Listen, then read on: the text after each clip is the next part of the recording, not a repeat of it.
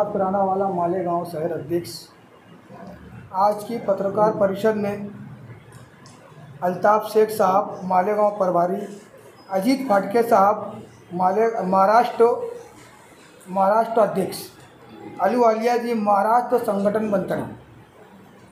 आज की पत्रकार परिषद बुलाने का मकसद ये है कि हमारे महाराष्ट्र अध्यक्ष साहब और अहलुवालिया जी साहब और जो अल्ताफ शेख साहब और दीगर जो जिम्मेदार हैं पूरे महाराष्ट्र के दौरे पर निकले। नंदुरबार, धुलिया ऐसे होते हुए मालेगांव शहर पहुँचे।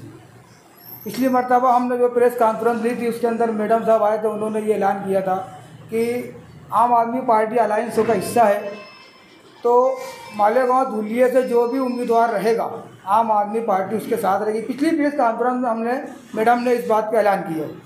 आज साहब के आने का मकसद यही है कि मालेगांव शहर के अंदर जो लोकल मुद्दे हैं या जो नल पट्टी हो गई, घर पट्टी हो गई और क्या बोलते हैं कि साफ़ सफाई का मामला हो गया, जैसा दिल्ली और पंजाब के अंदर कामकाज हुआ है, तो मालेगांव शहर में भी आने वाले वक्तों में काम करने के पूरी उम्मीद है कि आम आदमी पार्टी यहाँ पर काम करेगी।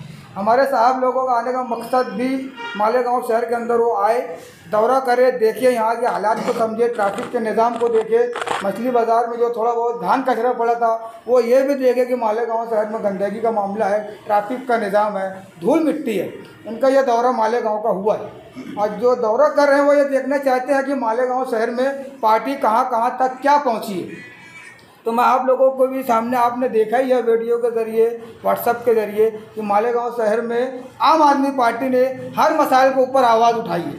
आग लगी थी तो हमने वहाँ जाकर रहनुमाई की और आज शब बारात है, परसों के दिन कमिश्नर साहब से हमने मुलाकात की कि कब्रस्तानों के अंदर मुसलमानों की बहुत बड़ी तादाद आती है, साफ़ सफाई की जाए। गरज के हर मुद्दे पर आम आदमी पार्टी यहाँ पर मसाइल पर उठाई है। और सबसे अहम बात मैं आपके सामने ये भी बता रहा हूँ कि पीछे एक कॉरपोरेशन की स्कूल है, स्कूल नंबर 14, उसकी तहरीक जारी है। कॉरपोरेशन के माध्यम से हमने लेटर भी दिया है और 27 लाख रुपये का एस्टिमेट तैयार हो चुका है ताकि गरीब बच्चों का मुस्तकबिल वहाँ पर महफूज हो सके। वो तहरीक भी जारी है। आचार संहिता अगर लग जाती है तो काम आचार संहिता के बाद होगा और नहीं लगती है तो वो काम की स्टार्ट होगी। आम आदमी की पार्टी के माध्यम से हो रहा है ये काम। ये बात भी मैं आप लोगों के उसमें रख देता हूँ कि आम आदमी पार्टी यहाँ पर एक अच्छे से कामकाज कर रही है। बहुत कम समय में 3.5-4 महीना हुआ मुझे पद लिए हुए अध्यक्ष होगा और बहुत कम समय में आम आदमी पार्टी यहाँ पर अपना एक मुकाम बनाई है। और आने वाले वक्तों में जो कुछ भी मामलात रहेंगे तो आम आदमी पार्टी हर जगह साना बसाना रहेगी। मैं अजीत फाटके पाटिल, हाल ही में पिछले महीने मैंने आम आदमी पार्टी महाराष्ट्र प्रदेश कार्यकारी अध्यक्ष ये जिम्मेदारी ली है। तो उस हिसाब से पूरे महाराष्ट्र में हर जिले में, हर महानगर पालिका में हम लोग अभी पार्टी का जायज़ा ले रहे हैं। ये आढ़ावा बैठक का आयोजन कर रहे हैं।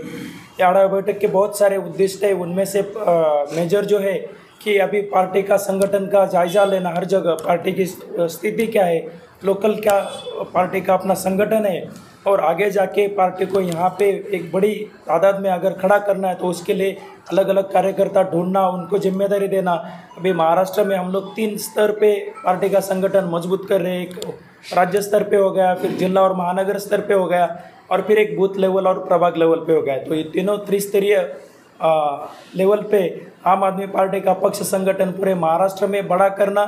और अभी जो महाराष्ट्र के हालत है आप सब लोग जानते हैं कि जिस तरीके से महाराष्ट्र में राजनीति चल रही है, जिस तरीके से लोगों के जो भी सवाल है, लोगों की समस्या है, उस पर कोई बात नहीं हो रही। सिर्फ ये वहाँ से जा रहा है, ये खोखा वो बोखा।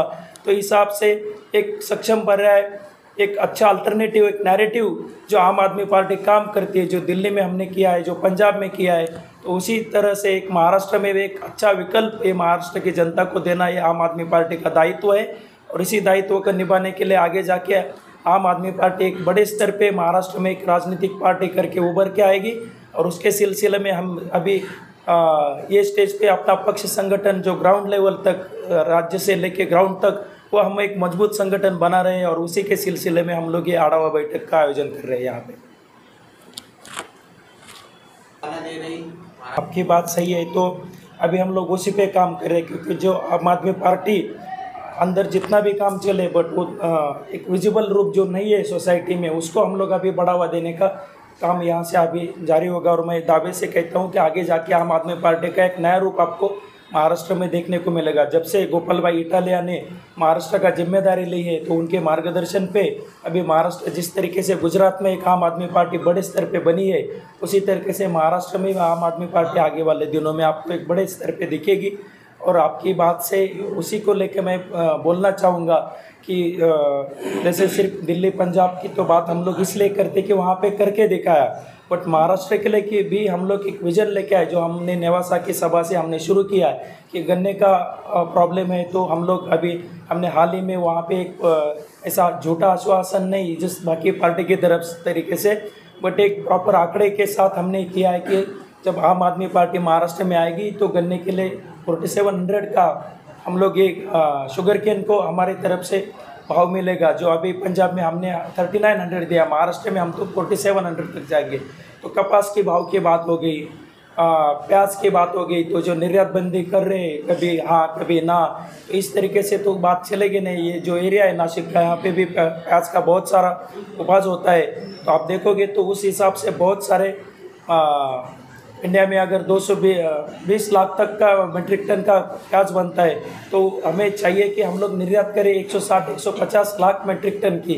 और अभी हाल ही में जो निर्यात बंदी का भी वापस लिया है। तो मैं ये बातें क्यों कह रहा हूँ, तो हम लोग ये महाराष्ट्र के मुद्दे, महाराष्ट्र में क्या करना है ये जाके अभी आम आदमी पार्टी आ गई है। तो जहाँ पे सिर्फ हाल ही में 3 लाख सिर्फ मीट्रिक टन का इन्होंने परमिशन दिया है, तो कहाँ 150 और कहाँ 3, तो ये सब फार्मर्स के अगेंस्ट है। आप वहाँ पे भी देख रहे हैं, बट महाराष्ट्र के जो मुद्दे हैं उसी को लेकर आम आदमी पार्टी वही विजन लेके जाएगी। स्वास्थ्य की बात हो या आरोग्य की बात हो, ये तो हर जगह की समस्या सेम है।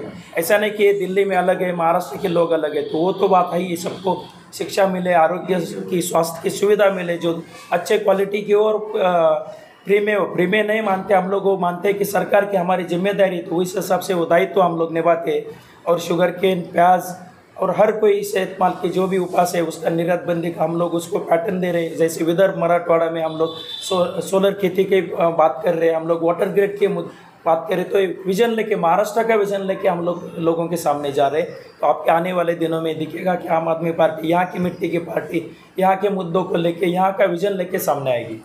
अभी ये जो बैठक कर रहे, हाल ही में मैंने मेरा कार्यकारी अध्यक्ष बनने के बाद पहला मालेगांव का ये है, तो आज मैं सब ये लोकल के भी जो इश्यूज़ है वो 100% मैं सब इनसे समझ लूँगा।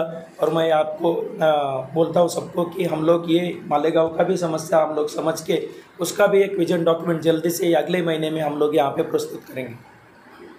चुनाव मामले में अभी लोकसभा जो आने वाला लोकसभा है, जैसे आप देख रहे हैं कि जिस तरीके से बीजेपी सरकार ये लोकशाही का पतन कर रही है, तो सोसाइटी का जिस तरीके से हमारा समाज जा रहा है, जिस तरीके से अघोषित आनी बानी जैसा सीन ये देश में हो गया है, तो ये बीजेपी सरकार जानी चाहिए कि हमारा पूरा मकसद है और इस हिसाब से हम लोग पूरा इंडिया अलायंस में है। और सब विपक्ष पार्टी जो भी है उनके साथ मिलके हम लोगों का एक ही मकसद है ये आने वाले लोकसभा में कि ये बीजेपी को सत्ता से बाहर करना है, बीजेपी की सरकार से मुक्त ये भारत को करना है, लोकशाही को आगे बढ़ाना है। डायमंड कारपेट, हमारे वहाँ कारपेट, ग्रास, हेडलोन, रेलवे वाला कारपेट होलसेल रेट में दिया जाता है। हमारा पता याद रखें, मुस्तफ़ा बंगार बाज़ार, डायमंड कारपेट।